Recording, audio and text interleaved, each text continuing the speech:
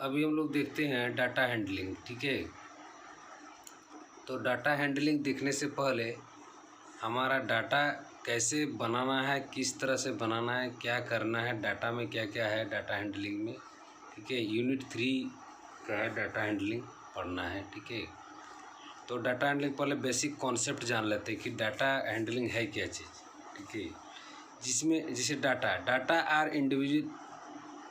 individual pieces of information about a particular system. ठीक है, they can be in the form of figure और number. Data जो है हमारा एक इंफॉर्मेशन तैयार किया जाता है जिसमें हमारा या तो फिगर में भी होता है या तो नंबर में भी होता है। ठीक है, जिसे मान के चलिए कि आपके घर में, ठीक है, आपके घर में जो भी है नंबर पर्सन, उसका हम लोग जैसे एज का, ठीक है, दादा हो गया उसका एज का, दादी हो गई उसका एज का, ठीक है, फैमिली मेम्बर का हम लोग जो एज के हिसाब से बनाते हैं वो भी हो गया हमारा डाटा। फिगर में, ठीक है, फिगर में जैसे आपके पास मान के चलिए कि फिगर डायग्राम में ये कुछ कलेक्शन ले लीजिए अपने घर के अंदर का ही। ठीक है, जैसे दाल हो गया, चावल हो गया, ठीक है, ये सब का भी एक नंबर सिस्टम में कर सकते हैं डाटा कलेक्शन। और फिगर में जैसे होता है कि फूल का ले लीजिए, ठीक है, पत्ती का ले लीजिए, अलग अलग तरह का फल फ्रूट का ले लीजिए। ठीक है, 5 फल ले लिए, 10 गो 5 गो एप्पल ले लिए, 10 गो बनाना ले लिए, इस तरह का जो डाटा बनाते हैं। ठीक है, जैसे जानवर वगैरह का भी होता है। ठीक है, आप अपने मोहल्ला में देखिएगा, जानवर का गिनती कीजिए अपना मोहल्ला के हिसाब से। ठीक है, गाय कितने हैं, बछड़े कितने हैं, भैंसा कितने हैं, कुत्ते कितने हैं, सूअर कितने हैं। ठीक है, इस तरह का फिगर से भी आप डाटा तैयार कर सकते हैं। ठीक है, तो ये हो गया हमारा डाटा कलेक्शन करने का तरीका। कलेक्शन ऑफ डाटा में क्या क्या होता है, जैसे हम collection of data depends upon the further requirement of the data. Before collection any data we must know that what will be the there of data. Performance of your class in mathematics, जैसे mathematics में क्या क्या performance, किस तरह का percentage है, इस तरह का भी हम डाटा कलेक्ट कर सकते हैं।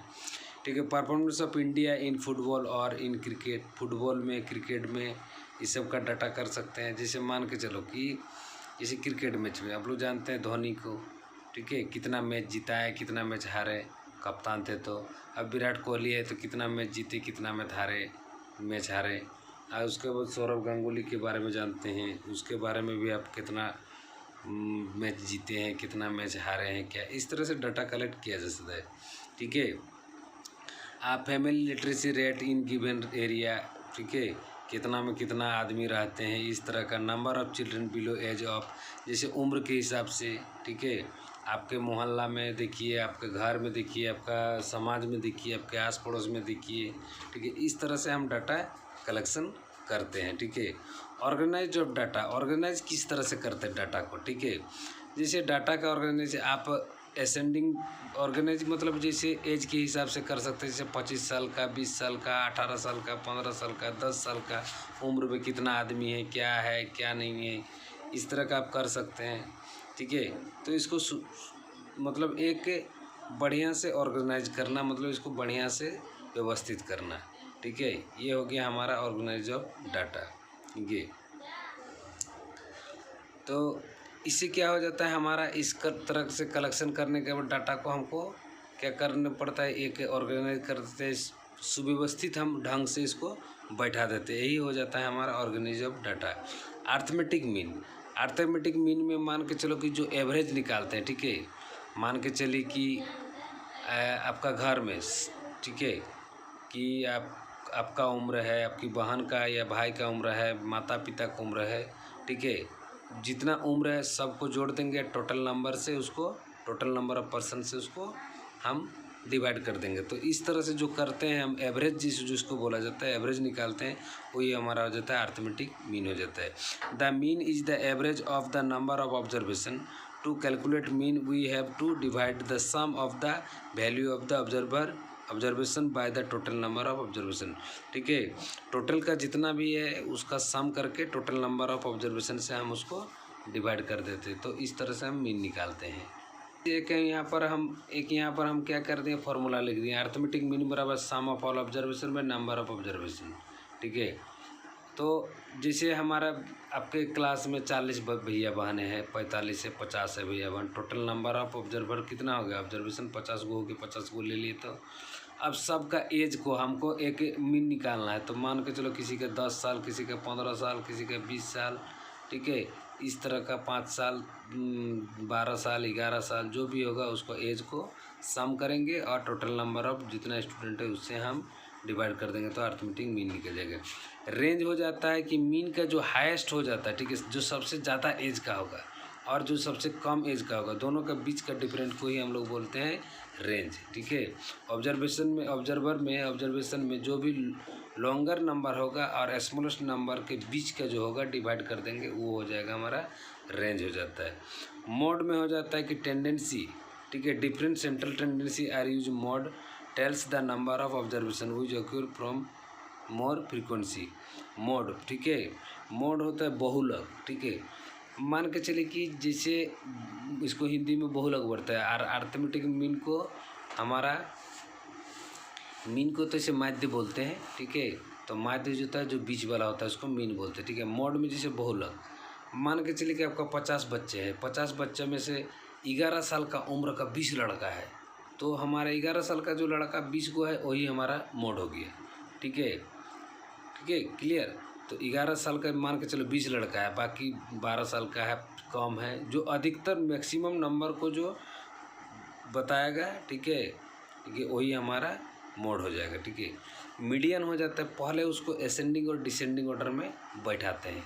ठीक है, पहले तो उसको अरेंज किया जाता है असेंडिंग और डिसेंडिंग ऑर्डर में, उसके बाद जो मिडिल टर्म होगा, जो बीच में होगा, ठीक है, वही हमारा मीडियन होता है। ठीक है, after arranging the data in an ascending और descending order the median give us the middle observation. जो बीच में होगा वो हमारा मीडियन, इसको माध्यिका बोलते हैं। ठीक है, हिंदी में इसको माध्यिका बोलते हैं।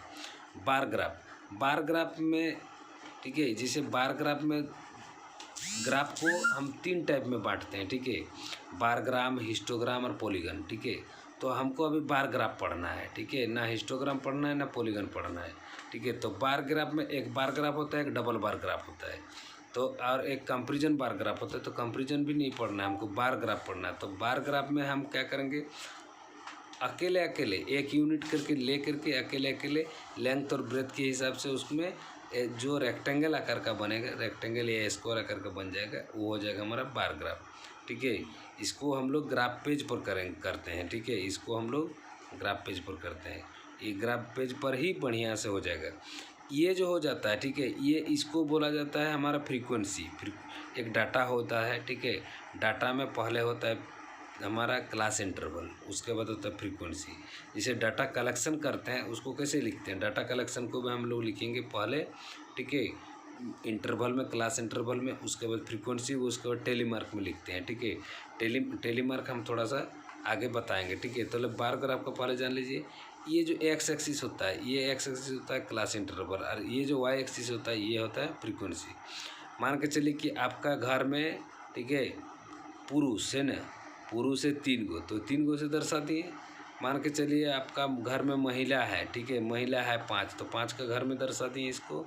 ठीक है, बच्चे हैं 2, तो 2 को घर में दर्शा, बुजुर्ग है 8 गो, तो 8 गो इसमें इस तरह से दर्शा सकते हैं। ठीक है, बहुत सारा है।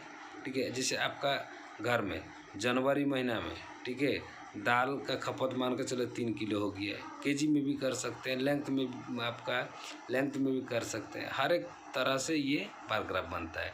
ठीक है, उसके बाद हम लोग पढ़ेंगे double bar graph. Double bar graph में होता क्या है, डबल बार ग्राफ में this is the same as the bar graph, just 2 bar are joint of the represent.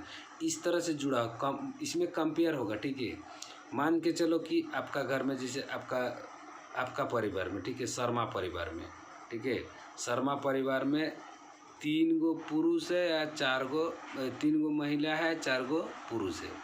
Verma परिवार में चले आइए, तो वर्मा परिवार में ये पुरुष की संख्या इतना, महिला की संख्या इतना। ठीक है, उसके बाद सिंह जी के परिवार में चलिए, तो इस तरह का कंपेयर करना, ठीक है, दोनों के बीच में, ठीक है, ये हो जाता है, ठीक है। अलग अलग तरह का इसको फ्रीक्वेंसी से नोट करते हैं, इसमें भी यहाँ पर भी क्लास इंटरवल, ये दोनों जो है एक एक यूनिट पर जॉइंट बनेगा, फिर एक यूनिट यहाँ पर गैप होगा, ठीक है। ये ग्राफ पेज में बनाएंगे तो हमको बढ़िया से समझ में आ जाएगा। फिर 2 यूनिट में ये 2 जॉइंटली बन जाएगा, ठीक है, फिर अगला गैप हो जाएगा, फिर इस तरह से जॉइंट ये एक्स एक्सिस पर होता है। इसको नीचे वाला को क्लास इंटरवल, यहाँ पर जो एक दूसरे को क्रॉस करेगा ये ओरिजिन पर क्रॉस करता है, ठीक है। ये एक्स और ये एक्स डैश, ये वाई और ये वाई डैश, ठीक है। हर हमेशा जैसे ग्राफ पेज लेंगे तो ग्राफ पेज में एक यूनिट इधर भी छोड़ेंगे, एक यूनिट नीचे भी होशियार छोड़ेंगे, ठीक है। और इस तरह से हम लोग बनाते हैं। तो इससे पहले जैसे हम प्रोबेबिलिटी के बारे में जानते हैं। प्रोबेबिलिटी में क्या होता है कि एक प्रोबेबिलिटी में मेजर किया जाता है लाइकहुड ऑफ एन इवेंट और टू ऑक्यूर, ठीक है। ये पॉसिबिलिटी बताता है, ठीक है, एकदम पूरा कॉन्फर्म नहीं बताएगा कि यही चीज़ होगा। एक पॉसिबिलिटी, प्रोबेबिलिटी, इसको हाइपोथेसिस भी बोलते हैं, ठीक है। इसका 0 और 1 के बीच में भी जो मेजरमेंट करते हैं उस हिसाब से ये करता है, ठीक है। जो जैसे प्रोबेबिलिटी मान के चलिए कि आपके पास एक सिक्का है, ठीक है, एक सिक्का है, तो एक सिक्का में 2 पहलू है, क्या क्या होता है, हेड और टेल होता है। अब टोटल नंबर ऑफ इसमें क्या पहलू हो गए, 2 हो गया, ठीक है, 2।